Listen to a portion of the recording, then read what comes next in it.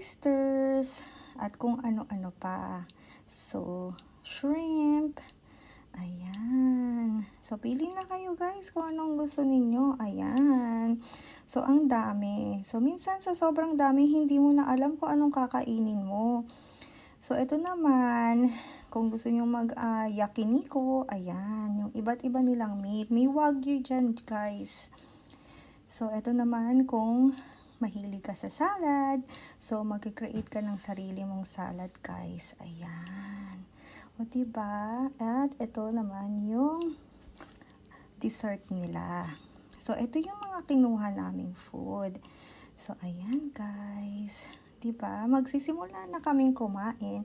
So, alright guys. Thank you guys for watching. So, ayan, si G-Style. Nagpipicture bago magkumain. Bye! See you guys next time.